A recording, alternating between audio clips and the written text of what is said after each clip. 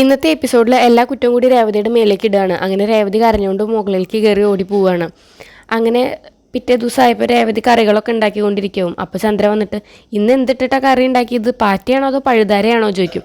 അപ്പോൾ പഴുതാരേനെ കിട്ടിയില്ല, 2 തവളേനെയാണ് കിട്ടിയത് എന്നൊക്കെ പറയട്ടോ.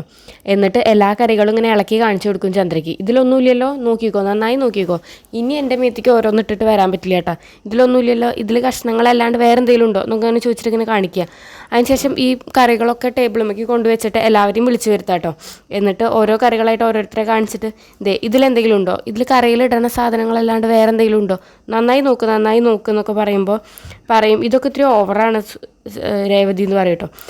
ഞാൻ ഓവറാവേണ്ടടുത്ത് ഓവറാവാതിരുന്നതാണ് എൻ്റെ പ്രശ്നം, അതുകൊണ്ടാണ് നിങ്ങളെല്ലാവരും എന്ത് കുറ്റം ഉണ്ടെങ്കിലും എൻ്റെ മേത്തേക്ക് ഇടുന്നത്, അത് എന്നെ ഇവിടെ അച്ഛന് മാത്രമേ വിശ്വാസമുള്ളൂ, അങ്ങനെ ഇങ്ങനെയെന്നൊക്കെ പറയും കേട്ടോ. എന്നിട്ട് രേവതി പറയും, അച്ഛാ എനിക്കൊന്ന് പുറത്ത് പോകണം, എനിക്ക് അമ്പലത്തിൽ പോകണം എന്നിങ്ങനെ പറയും. അപ്പോൾ രേവതിയോട് മോളെ നീ പൊക്കോ പറയും. അപ്പോൾ സച്ചി പറയും, നീ പോകണ്ട, നീ എവിടേക്കും പോകണ്ട, നീ പോയാലേ അച്ഛനെ നോക്കാൻ ഇവിടെ ആരും ഉണ്ടാവില്ല, ഇവരൊക്കെ ഇപ്പോൾ ഇവരുടെ കാര്യങ്ങൾ പറഞ്ഞിട്ട് പോവും, നീ ഇവിടെ തന്നെ നിന്നാൽ മതി എന്ന് പറയും. അപ്പോൾ രവി പറയും, എന്നെ ഇവിടെ തന്നെ എന്നെ നോക്കാൻ ഇവിടെ ആരുടെ ആവശ്യമൊന്നുമില്ല, ഞാൻ ഒറ്റയ്ക്ക് നിന്നോളാം, മോളെ നീ പൊക്കോ എന്ന് പറയും കേട്ടോ. അങ്ങനെ രേവതി പോവാണ്.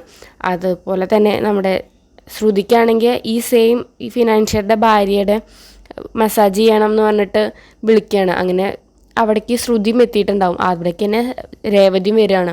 അങ്ങനെ ഇവരെ തമ്മിൽ കാണുകയാണ് കേട്ടോ. അപ്പോൾ രേവതിക്ക് ആകെ ടെൻഷനാവും, ഇനി എല്ലാ സത്യങ്ങളും അറിയില്ലെന്ന്. അതോടെ ഇന്നത്തെ ഒരു എപ്പിസോഡ് തീരുകയാണ്. അപ്പോൾ അതൊക്കെയാണ് ഇന്നത്തെ ഒരു എപ്പിസോഡിൽ.